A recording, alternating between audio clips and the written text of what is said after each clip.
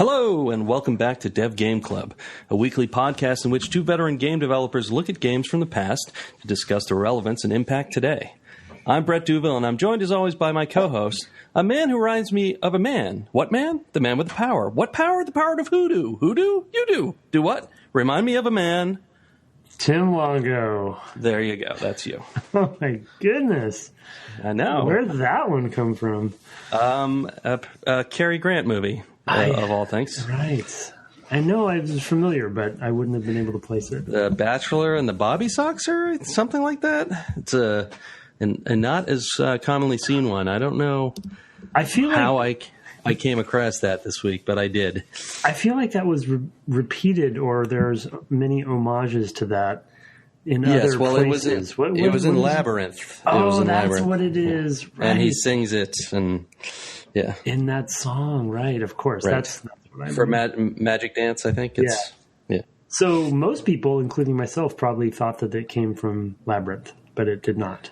I had actually heard it before I ever saw Labyrinth and didn't know where it came from. And then I saw Labyrinth and I was like, oh, that's that thing. But I didn't know it came from a Cary Grant movie. Because you saw it in the Cary Grant movie when it came out in the theaters, right?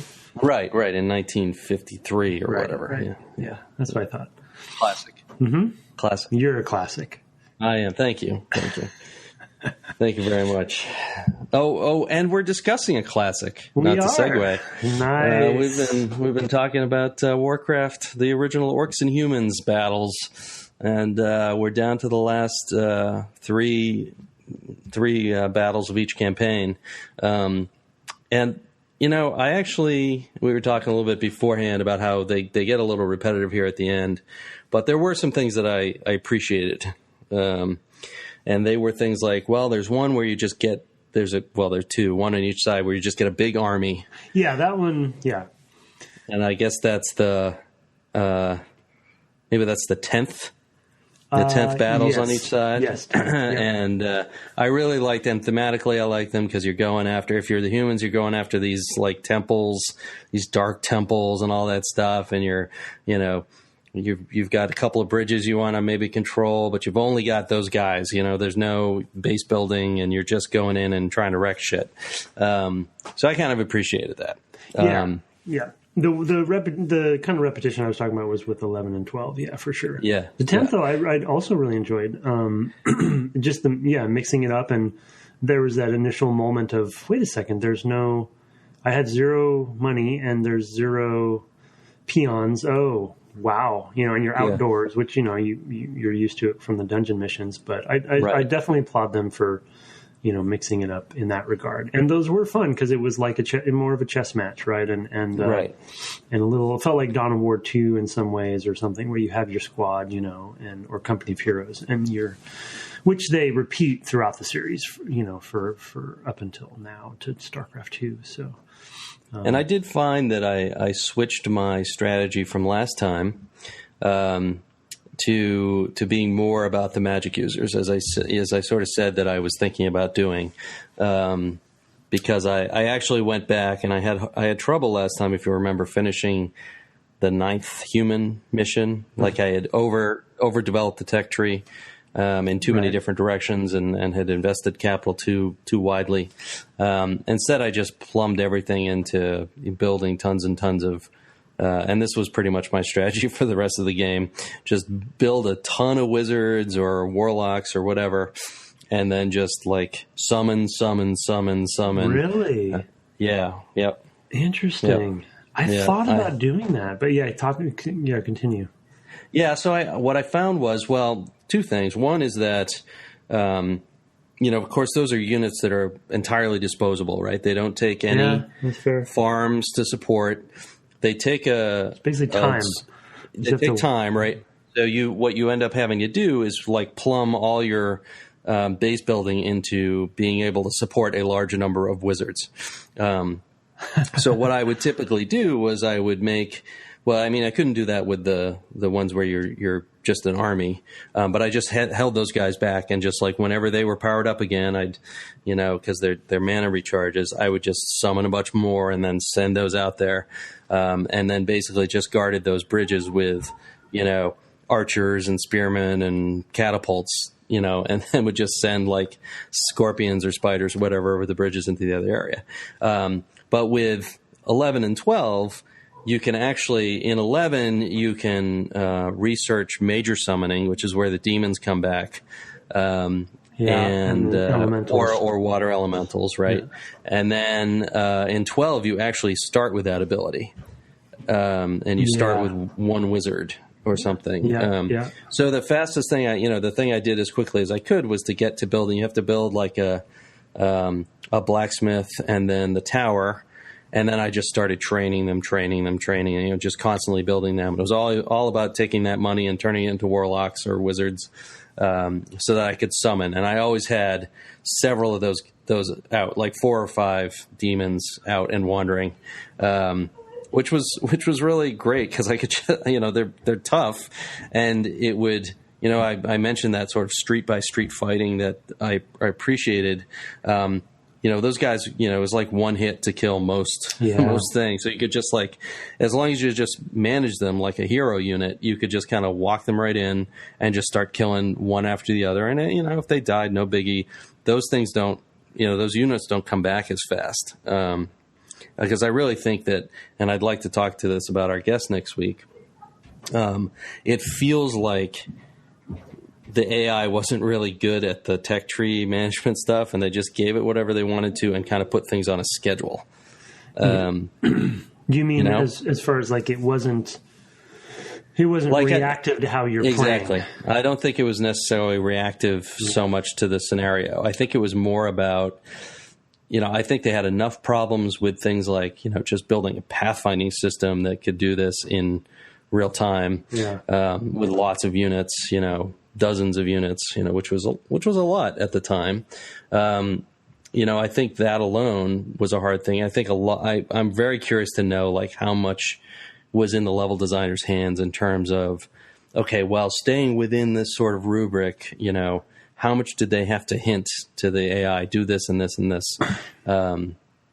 Because it would seem like maybe the peons were decent about, like they would try to repair stuff once you started taking it out, and which is not something I ever really did. I just made sure I got that bad guy. But I would hold back a summoned major creature, either the elemental or the demon, and park it right next to my base, because those, in those latter missions, they would just kind of appear. They were invisible, and they would appear right next to your base and start wailing on it. And if I just had a demon there, it would just take it out. Yeah, I was going to ask about that. I was watching that pretty intently in the 11, at least the Orc 11, the 11th Orc mission.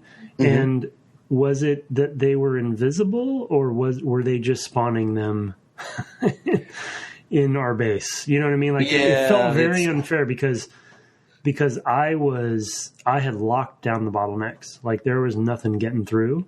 Right. And there's no way they could have walked by us. You know what I mean? And then they just appeared in the base like a knight and an archer. Literally, I would just watch my base for a while, and they would just pop. They just show up. I don't. And again, that's the same sort of thing that I'm kind of curious about. Is that if you still have a base that is able to create these units every 10 minutes, create spawn these two things in there. Just to pester. I don't really know. Yeah, because it goes right after if they take your peons out in 1 or 2 hits as well, right? And that's a common multiplayer tactic as well, right? Where you just send them in just to distract the other player enough, to pester their peons, and you're not going after the base. You're just wanting to distract them enough, right? So you can slow down their economy, right? Because that's one peon can put, Yeah. I mean, because normally what would happen is that I would end up losing a few, especially in that 11th one. I would lose some peons, and then I'd be like, "That's great. Now I have to train up a bunch of peons."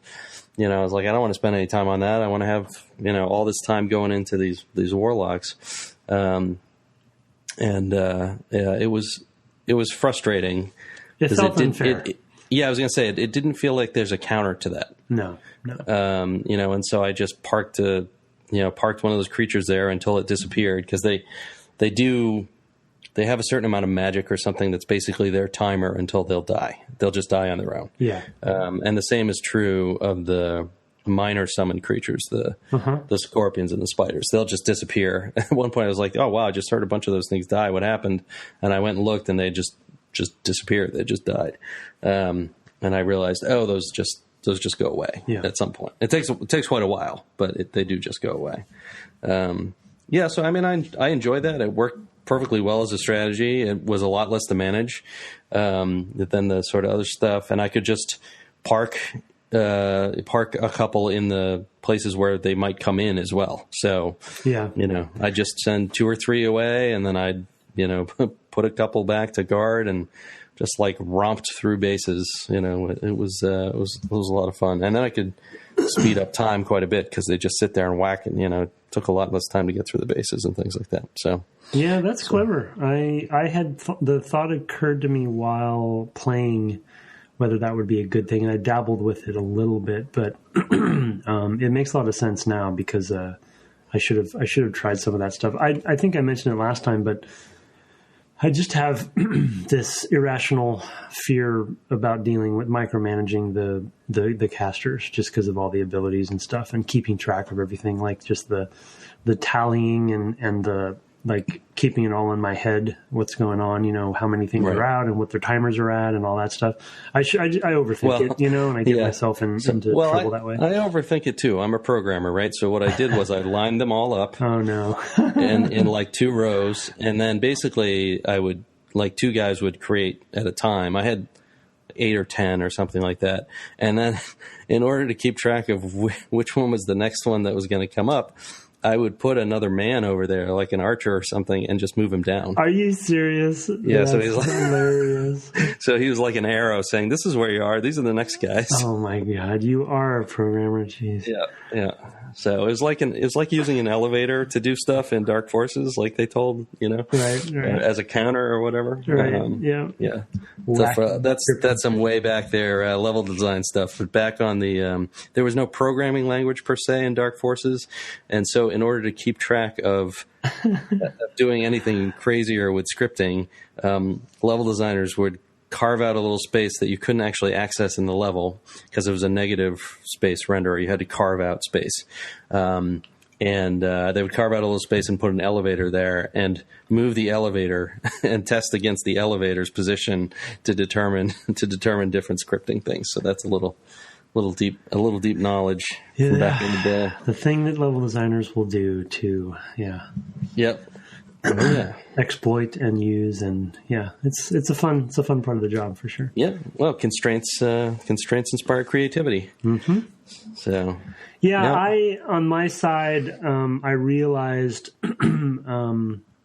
kind of far too late. I think in both missions, I just kind of was committed enough to where I wasn't going to really change my strategy. I have this bad habit especially with RTSs, where once I find a thing, that I think I do well, I just rinse and repeat, and I'm very stubborn about experimenting beyond that, so I kind of had my traditional set of each of the units and going heavy on catapults and like those sorts of things, and just setting that lineup, and then just through attrition, wearing them down. And it's just not a good way to play this game in particular, because the micromanagement of it is too cumbersome, and you make one false move and one of their catapults gets in and it kind of takes out too much stuff. So I was saving often, and it makes me very cautious in going after the bases. So, I do the pulling method and bring them to my line, my front lines, which are very well fortified,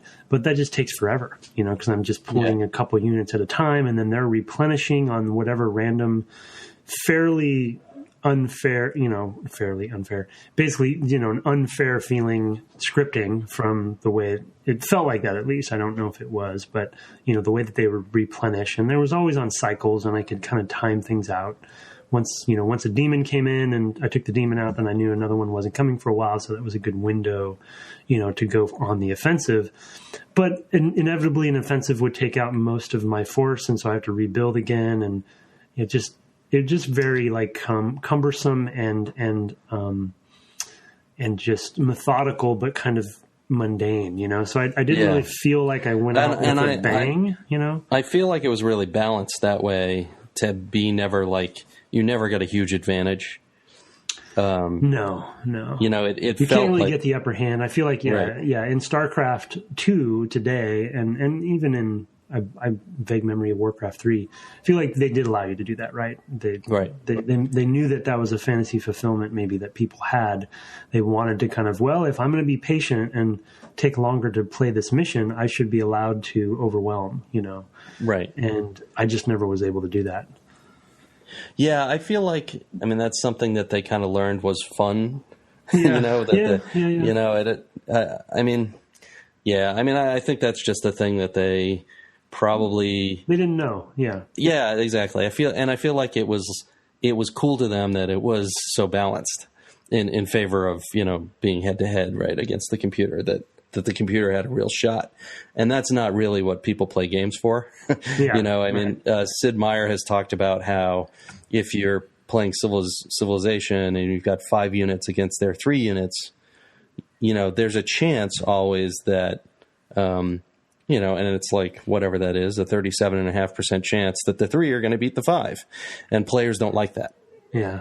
Like players want, I built up to 5, that should always kill 3, and that's not how Sid Meier thinks about games, but in Sid Meier's case, they do test those games a lot, and get that feedback from the players of like what the numbers mean to them. And, that it felt like, and this was an era where I don't think we did that as much, right? Certainly usability stuff we've talked about a lot, in connection with this game and others.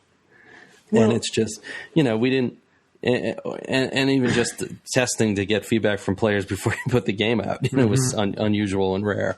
Certainly in 93 or 1 or whatever this was, I forget.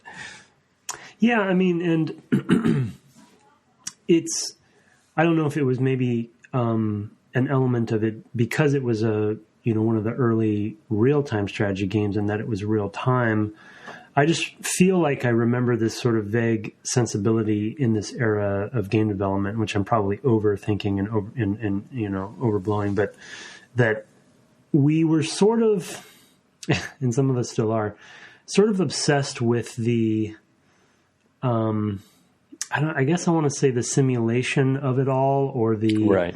Or the, getting down into the minutiae and the details about how whatever the real-time world is we're talking about, whether it's RTS, whether it's Doom or what have you, where it feels, holistic and real. You know what I mean? Like we were chasing this reality, even though this is a stylized game, but just the sense of fairness between the troops and the simulation of a real AI and, kind of all this stuff. And that you're really fighting another, like you said, another human, especially because multiplayer was in this game as well. And over time, we start asking the question more and more of what is it from the player's perspective. Actually, literally today, a discussion from my own work, like 2 hours ago, we were having the same conversation, sort of like, don't forget the player's perspective. We're not trying to make, this super specific world that has these rules that if you were to stand it up through the test of real, whether it be physics or logic or what have you, that's not our goal. And most of the time, some games do go after simulation, like a flight sim or something, maybe in Purity or Arma or something like that. But this is entertainment, right? To Sid's point. Yeah, even in Starfighter. So almost a decade after this game, it was a big deal to me as a AI programmer, to generate the sensation of being in a Star Wars battle, but have that be from an AI that was doing real things, like not. Like there was a time when Darren Stinnett said to me, can't we just spawn a bunch of lasers behind the player so they feel the tension of, of having a bunch of lasers come over their shoulder? Yeah, that's a good example. And I said, no, but I can make the AI give you that sensation, and I did. I programmed in like the AI in Starfighter is crippled in a way by not shooting directly at you when it starts. It leads you. and it shoots in front of you to give you time to react to the fact that somebody's shooting at you before they start hitting at you. So they like lead you, and a couple shots will be in front of you, and then they start tracking back, which is also what, you know, a human being might do. Usually you don't hit on the first shot. You're kind of, you know, trying to adjust for the speeds and all that stuff. So you either trail too much or you lead too much, and then you kind of drag back and you kind of strafe across the target. Right. And so that's what I did. Whereas, you know, Rogue Squadron, you know, as a counterpoint, just did whatever, you know, just like make it look like the movies and we don't care how. Yeah. You know, and both are valid, you know, as long as they lead to the right feeling in the player. Yeah. No, you're right. I do remember that actually when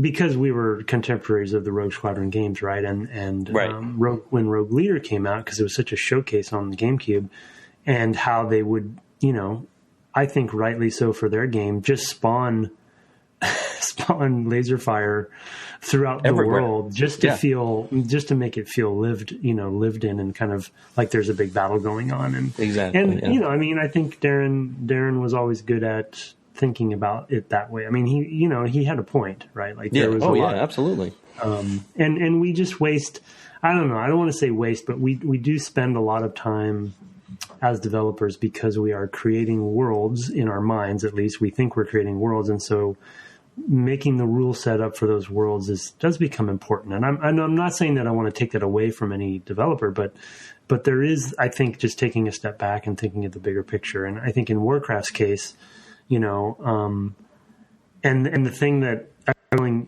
was telling Brett in the pre-show beforehand, that they've become, I think, really masterful in these days with StarCraft 2 and even Warcraft 3 to some degree, is every mission they put care and love into to make it feel unique and put some extra spin on things and customize it, you know, to kind of make a full experience out of it.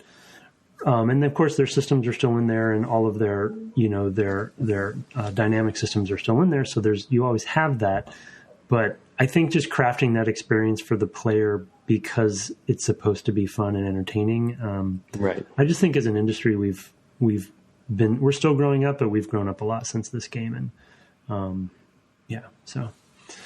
mean, absolutely. This is a game that didn't think a lot about, you know, the degree to which they were going to be repeating themselves.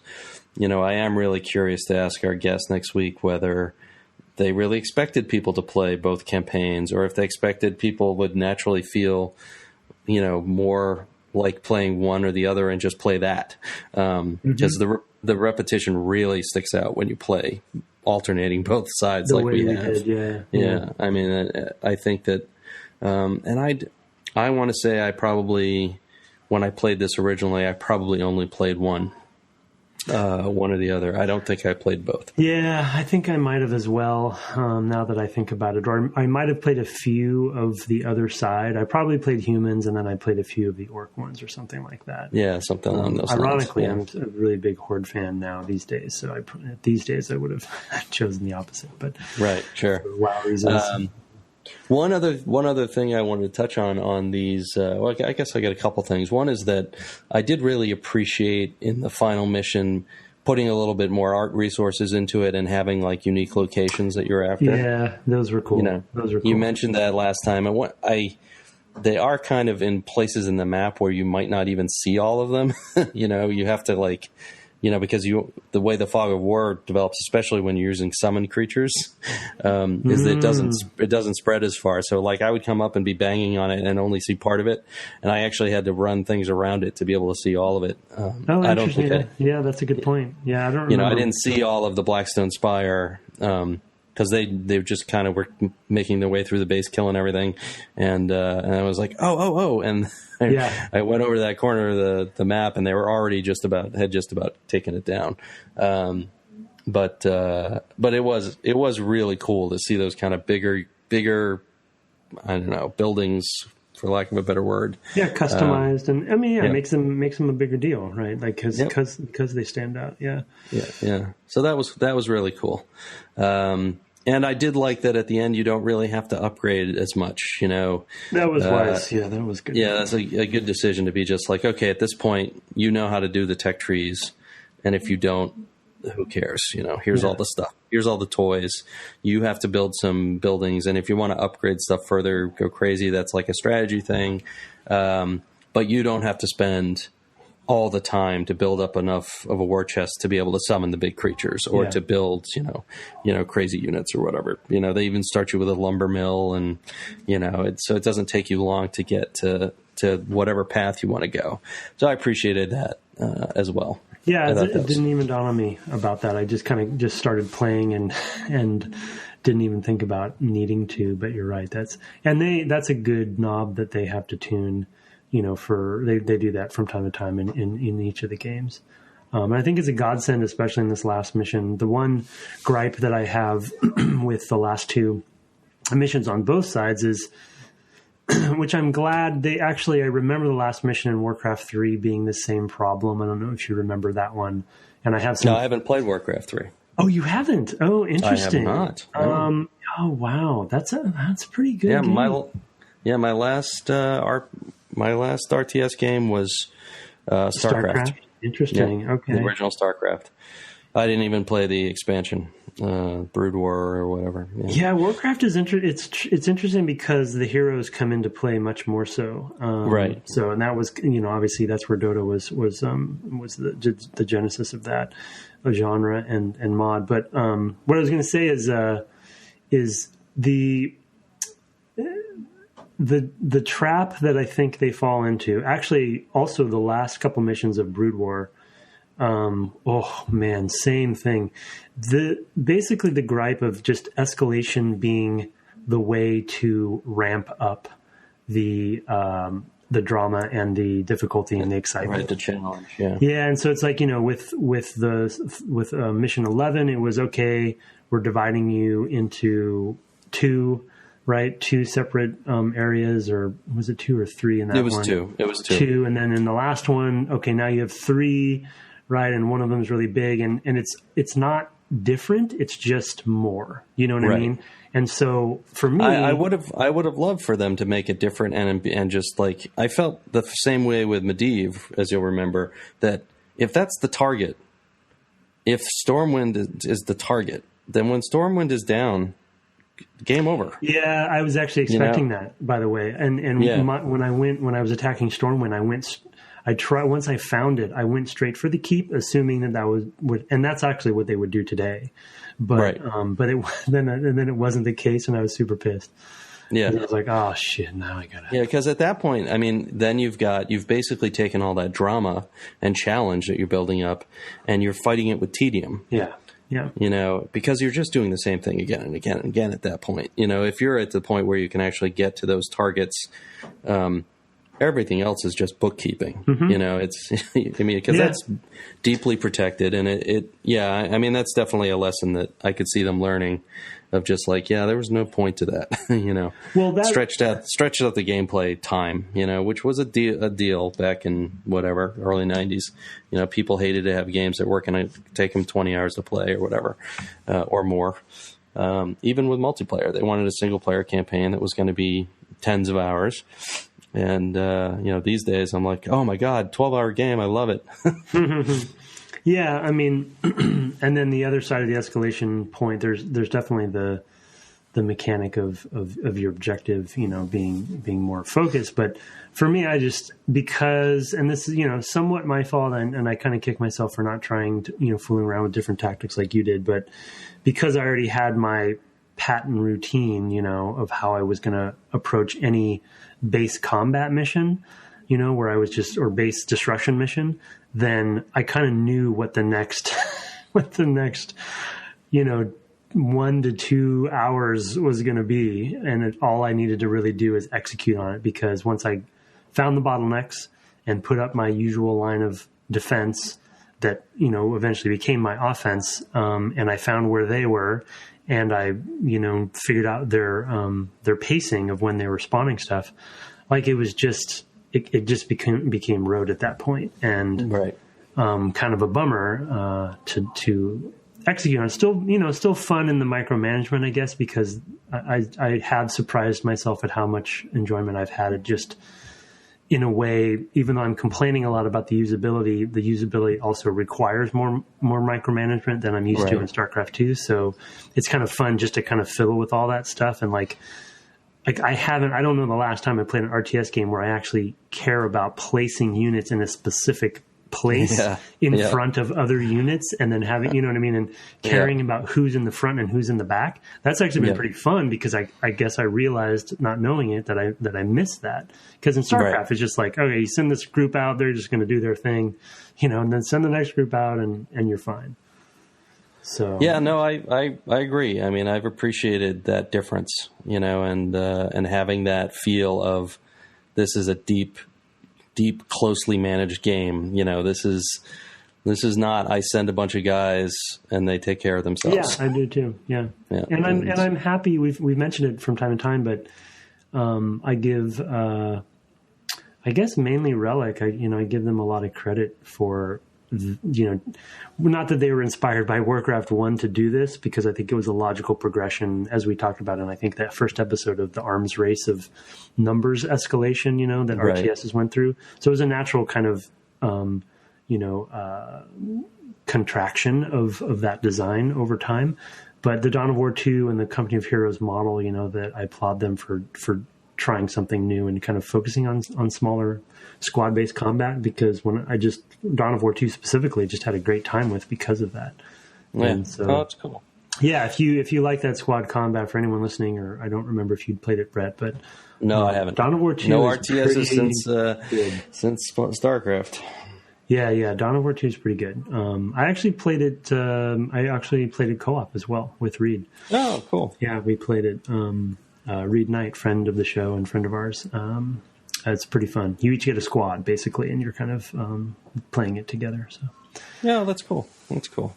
All right, well, let's take a quick break, and we'll come back and talk about pillars and takeaways and those sorts of things. Since we've now finished the game, it's time to sort of reflect on what we take from it to our own practice. Okay? Yep.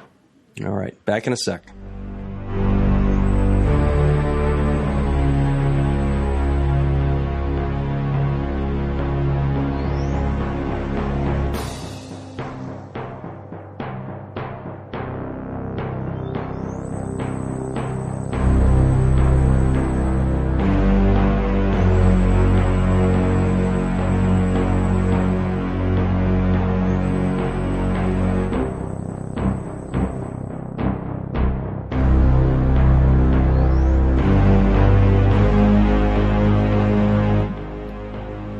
Welcome back from the break, and it's officially nerd time.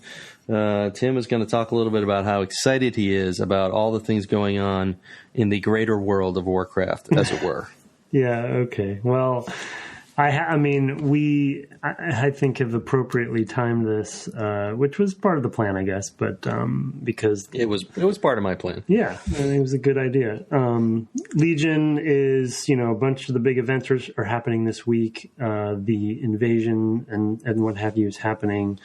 I'm listening to yes, you can snicker now, roll your eyes ahead of time, listening to the radio drama that's leading. Oh, I rolled my eyes too hard. Oh, geez. Oh, boy. Yeah. Well, get those back right side up. And so it's just hilarious because, again, as we've talked about on this, on the previous episodes, we're playing this RTS where we're literally hitting Blackrock Spire with our maces, and destroying what ultimately becomes this enormous mountain with all these, big bosses and stuff inside of it. It's actually pretty cool. It's really one of the more memorable MMO locations in history, I think. And we just, hit it with a bunch of arrows and then blow it up, and then Stormwind Keep, same thing, right? Like that's the human city. So, right. Which you can't invade or destroy or anything like that. I mean, you can with PvP, but you can't. There's no, you can't. No bosses or anything like that. It's not. No, but talk about a punished city. It was super demolished during the Cataclysm thing, with Deathwing was the previous expansion called Cataclysm and stuff. So it's just, it's that proverbial city that just always gets pummeled, and I think it's hilarious. They return to a lot of those tropes, and then just the retconning that's happening. I don't want to get into the specifics, but time travel and oh boy, the Cave of Time, which is an instance in WoW where you get to go back and basically play in the WoW engine with WoW MMO mechanics these big events that happened in the RTSes. Which you may not know about. And so it's basically like in Star Trek, The Next Generation or whatever, and they go back in time to an earlier version of the Enterprise. Yes. Yeah. Or in Deep Space Nine when they went to Trouble with Tribbles. Yes. It's basically the that. same thing. Yeah. Uh-huh. Okay. Yeah. Exactly the same. But from the ground well, you got lots and lots of units. Those are the Tribbles. And yeah. It's just, it's funny to see. I've talked about it before, so I won't belabor the point, but just their commitment to these characters over time, and playing this game at the same time and coming to those locations. Like just something as simple as, another note I wrote down is Rockard and Stoneard, the two towns, the two Orcish towns that you demolish in 11. Oh, right. Yep. Those are the towns in WoW you go to. Right, yeah. And Goldshire, too, I remember. Yep. On the human side, being one of the towns, I was like, "Oh, cool! I know that name." Yeah. Did you look at the manual at all? Did you see the map that they had in there? I did not see the map. I did look through the manual a bit just to get the flavor of it, but I didn't look at it too much in depth. Well, that map that it looks like probably like Metzen or somebody, or Samwise, drew. It's actually not too far off from what the general layout of that area of WoW is as well. So again, you have Medivh's Tower and Karazhan and all that stuff is all in the same place. So it's just funny. Yeah, very timely. That's good. Yep, that's very good. Well, let's turn to the takeaways. Yeah. I think one of the takeaways that that sort of came up, and we've talked a lot about it, is that micromanagement can actually be quite fun. Yeah. There's a time where there's a tipping point where it stops being fun and it gets tedious because you've achieved goals and things like that. And so that's maybe the other part of the takeaway is too much of a good thing. But the focus here where, giving so much importance to individual units just by virtue of, their technical limitations, making that necessary was really, really led to a really fun experience that, I hadn't experienced in a long time. That's just not how games feel anymore. And that was really fun to revisit and have that sort of moment to moment, really having to pay attention sometimes across multiple fronts of what individual archers or spearmen or grunts or whatever we're doing, was really fun for me.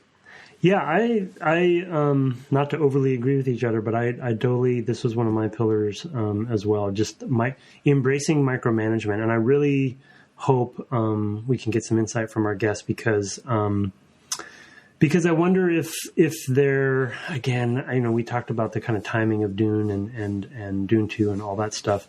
I just wonder how much they knew what they had. Do you know what I mean? Right. Because it feels a little happened upon, sort of like, well, let's just make this, like you told that anecdote about Diablo, and they're sort of happening into real time, which our guest, by the way, will be a good person, if we meander into that topic, because he worked on those as well. And once they did find that, the embracing of it from a tuning and balancing perspective, from a mechanical perspective, okay, we're real time now.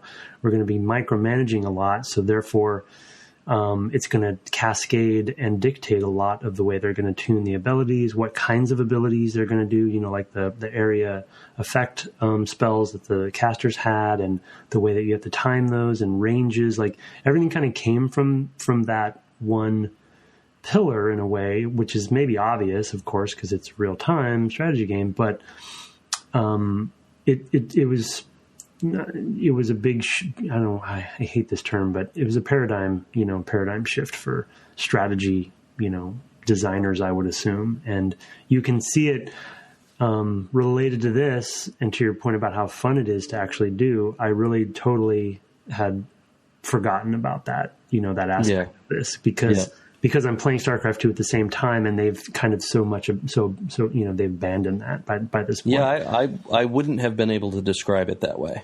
Like, it would not have occurred to me that it was so, like if you had asked me about Bungie's games, the Myth games, I would have said, oh yeah, they're very hyper-focused on a small number of units, because you don't actually, there's no base building in that game. It's more like the dungeon crawls or the army battles. Scenarios, Yeah, it's more like, hey, this is what you've got, and every unit what matters. your objective is, and and I would have easily remembered it about Myth, but about this game, not at all. Yeah, because I do look through the lens, even though I haven't played one recently.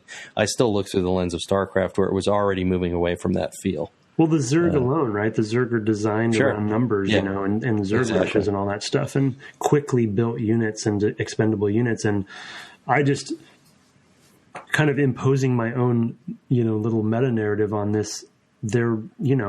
I would have, one of my common tactics was to have a specific knight that I would, heal up and stuff, and he'd be my scout, right? And he'd go and pull, and he'd go, reveal fog of war and stuff like that.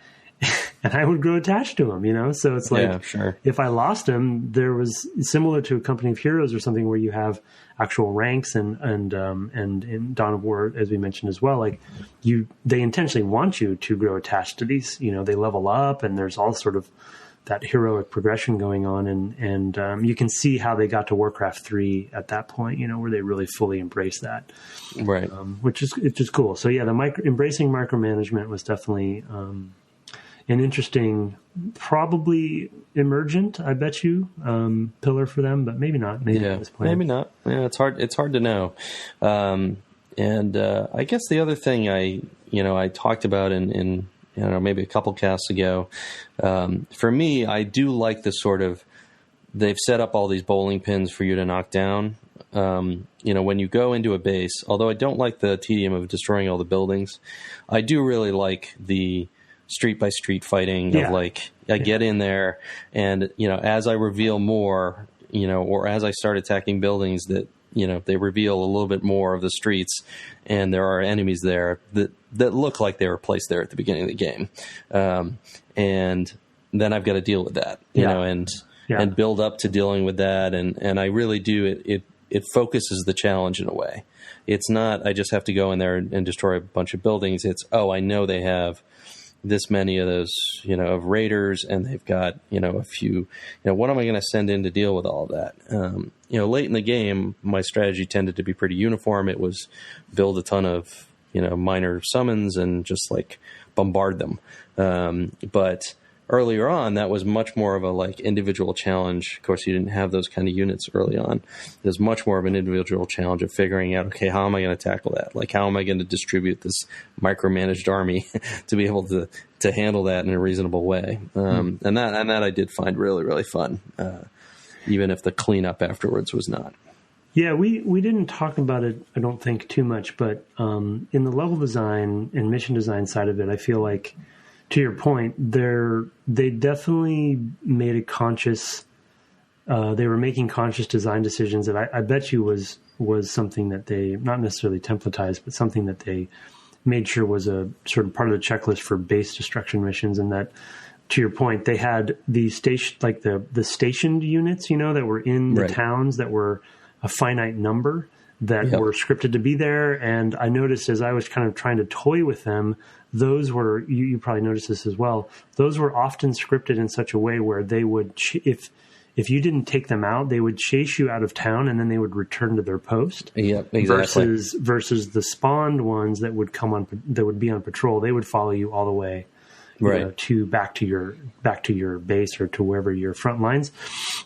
And so that combo was always interesting, like you said, because it kind of became that street fighting or chess match of okay, this is the stationary units. I'm going to have to, was it the last mission?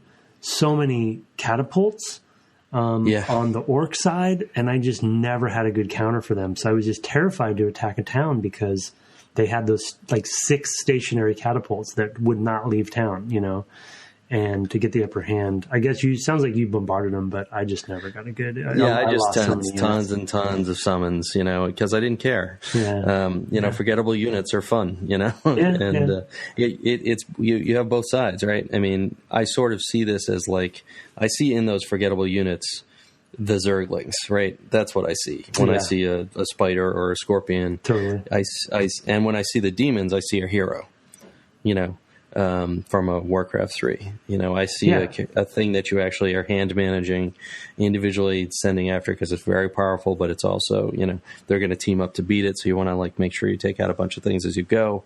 I sort of see all the germs of all the later, enhancements that this series and StarCraft had. So, well, another kind of related to some of that is another pillar that and takeaway that we talked a lot about, I guess, as well. But I think even though I was complaining about the repetition at the end, there seemed to be a commitment, especially in this year that the game came out, a commitment to variety and trying out different types of missions, with the dungeon missions and the finite troop missions. And, it seemed to be a goal of theirs to really push on that. And they, of course, do that more in Warcraft 2 and beyond. And like I said, these days, every single mission is different in some way, which is the ultimate version of that. But it felt like there definitely was a creative goal there that you can't forget, that you might have great systems and mechanics that really stand the test of time dynamically, but you do also want to make sure you have good level design and crafting of that stuff to make sure that experiences are fresh for people. And they could have done more of that, and I'm glad they continued that trend in the later games. Yeah, absolutely. Yeah, no argument here. I mean, I think that might be maybe the largest reason why this is the one, this series is the one that stuck with me more than wanting to go back and play like a Command and Conquer game. Just that variety of things to do. And I may be forgetting a similar variety in Command and Conquer. I will. Remember. I mean, even though it spawned, even though this game has spawned much more lore heavy games, obviously, as you were geeking out about 10 minutes ago, I do appreciate the kind of lightness of the lore, but the sort of commitment to it's part of why you're doing this. I do appreciate that. I do like going into a dungeon and having a guy that I'm after, a specific guy, and going in and rescuing, was it Garona? Yeah. Garona, or going after the chief's daughter and having to kill her too. I appreciate the very specific, it's not just go find this orc and kill them. It's this is this person who is this related to this other person in this way. Yeah. And it's a thin layer. It's all I really need, but if I didn't have it, I would get frustrated. I think I would be like, what am I doing this for? What's the point? And I am a person who likes a certain amount of narrative in my games. I like games that are narrative only, for example. And a pure mechanical game usually doesn't grab me, with the exception of sort of short like Tetris and Drop 7 and things like that. But a game with a campaign like this has got to have something to hold my interest more than just go in and murder everybody that you see. Well, the irony of the light narrative too is that.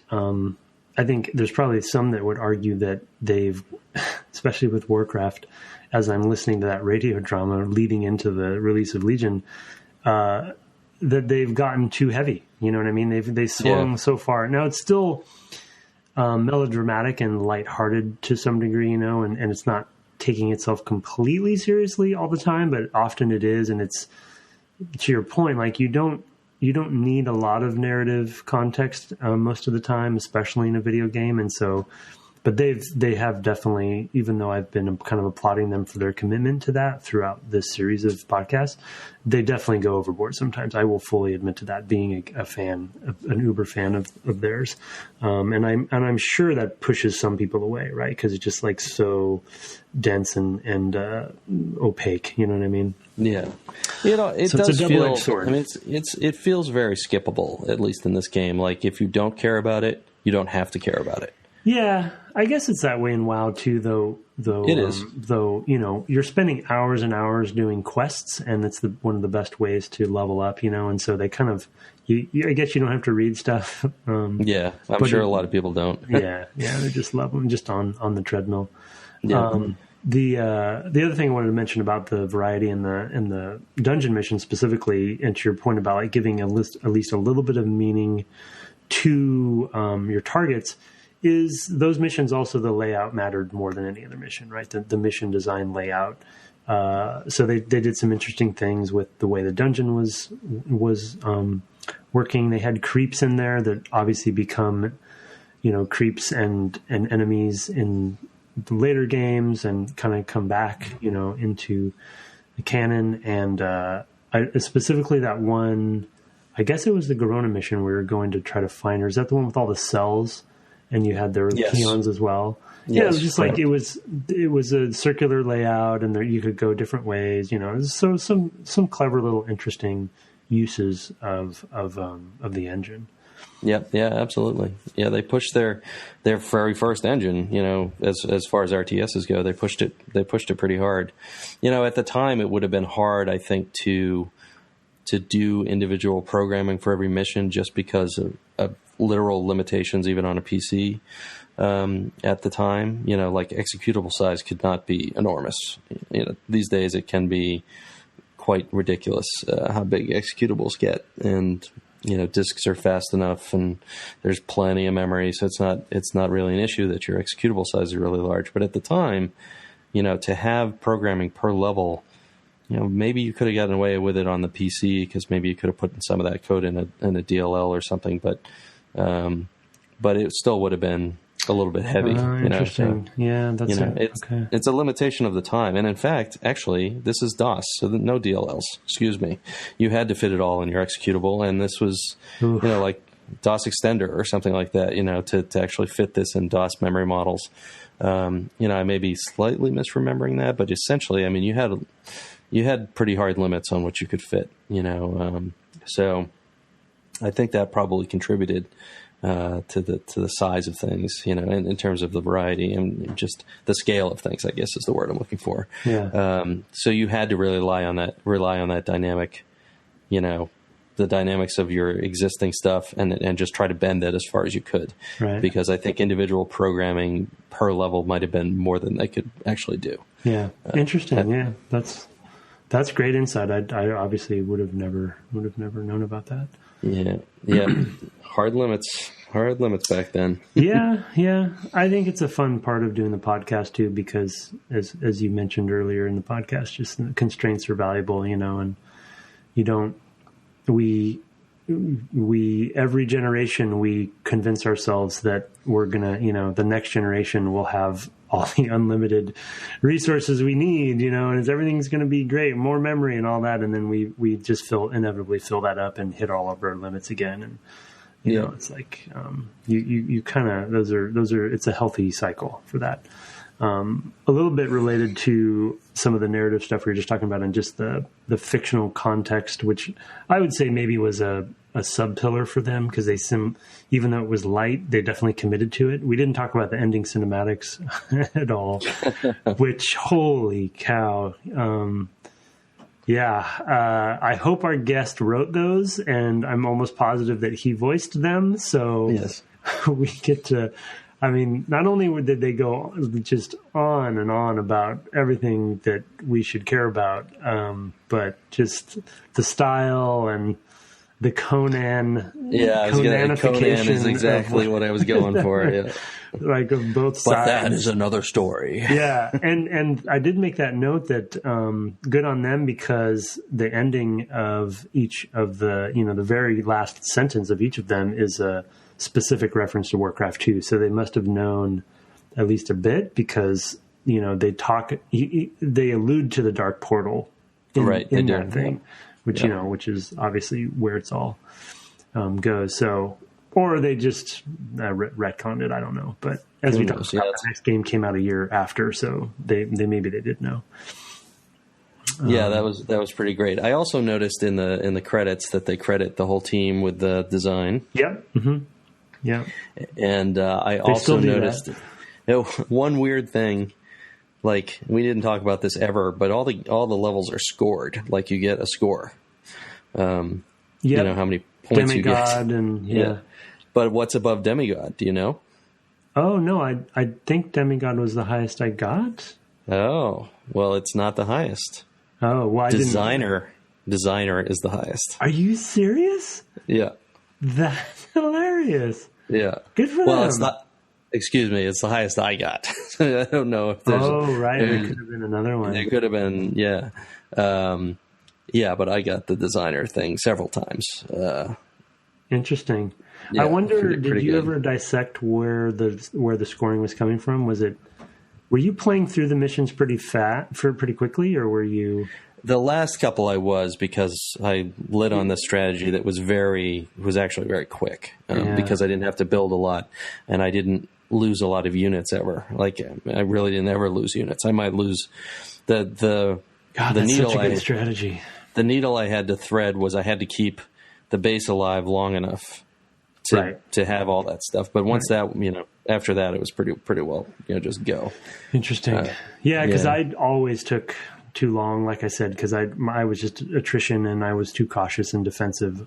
I like to turtle. I mean, that's kind of my MO for RTSs, and this isn't an easy game to do that with. Yeah, that's true. No, definitely, I remember that being a very viable strategy for StarCraft. And I would very carefully put all my missile turrets and all that stuff around. Yeah, for sure. It's just fun. It's fun. I like kind of constructing that stuff. Yep. Yeah, it was fantastic. The last kind of, I guess I was going to throw out a weird pillar that definitely I don't think would have been a pillar for them, so maybe I'll call it a takeaway, because it's, I guess, a little nuanced and vague, which, as Brett knows, I am wont to do sometimes and be a little gray about things. But I've been thinking about, because we've been talking a lot about the real time aspect of this game and the era, and how in most of the genres this was a big crossover point for a lot of them. We talked about Diablo as well.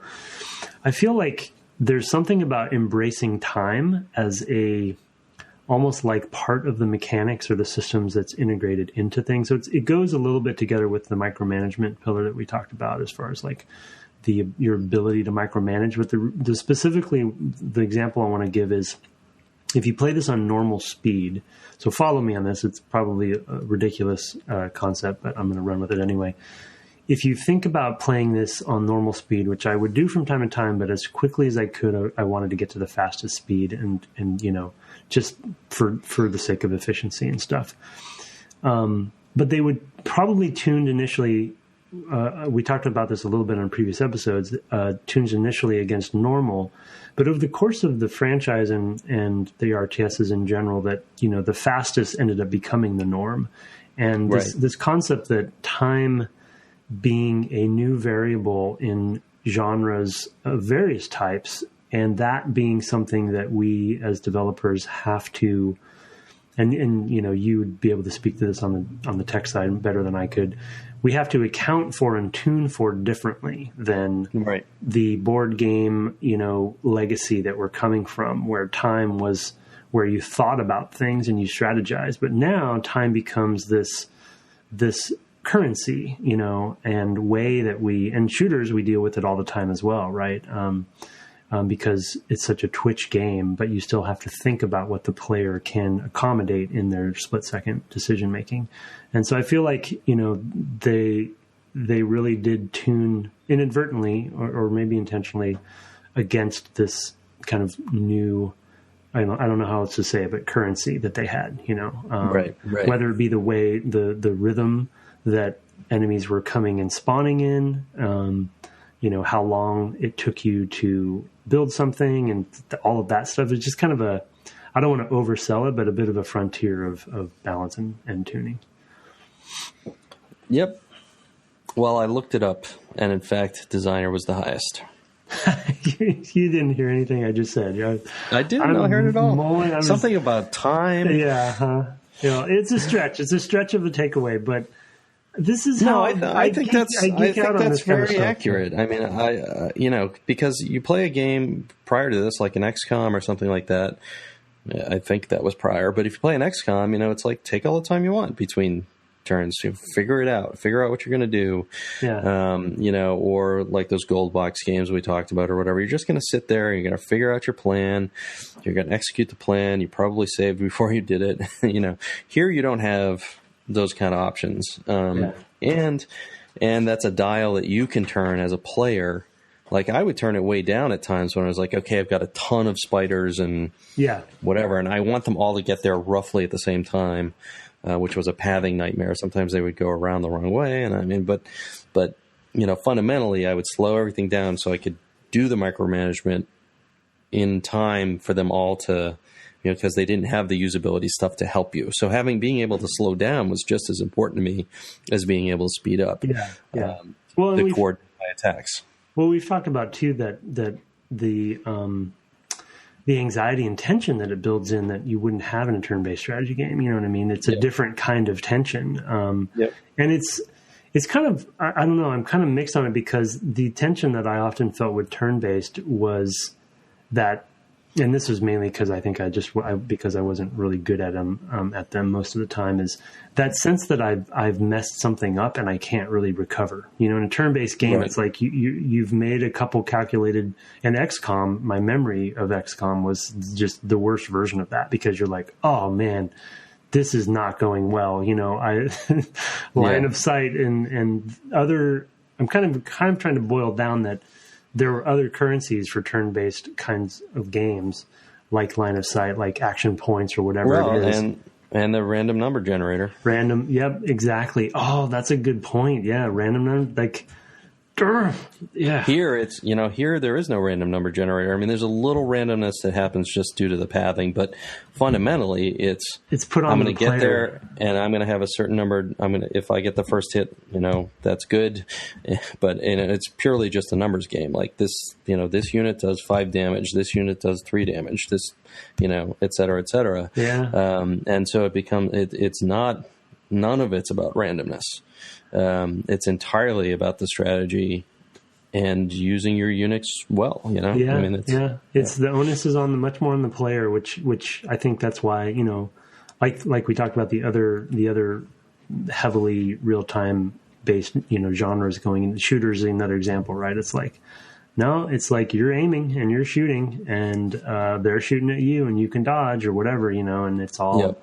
That's, I don't know. I think maybe we happened upon something interesting. It's the random number generation is a really good variable here that I didn't think about.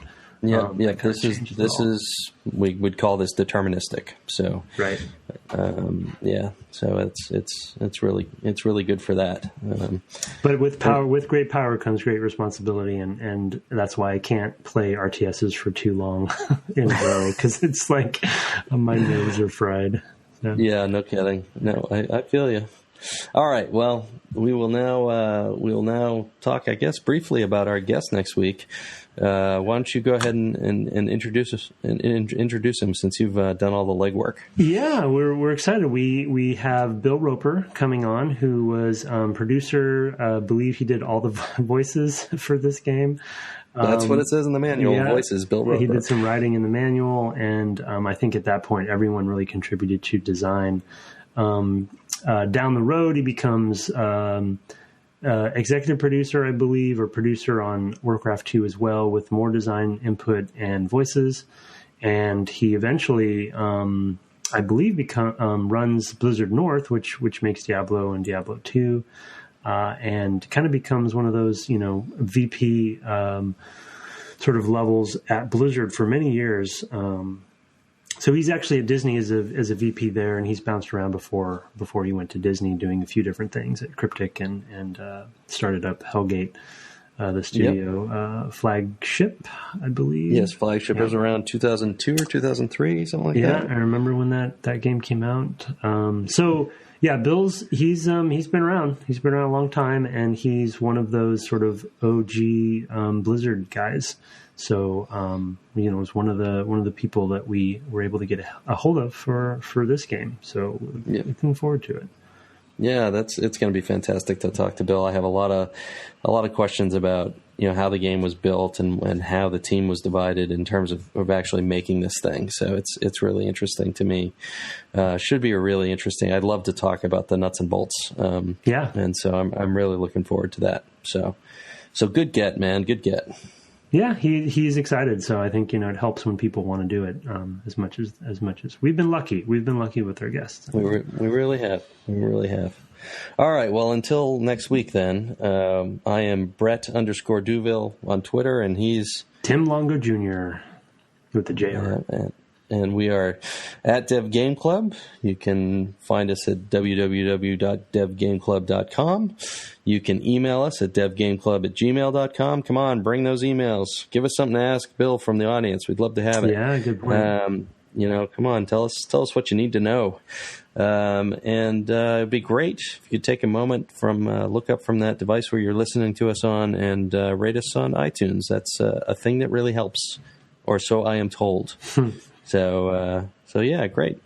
Terrific. Well, thanks very much, and we'll see you next week. Bye.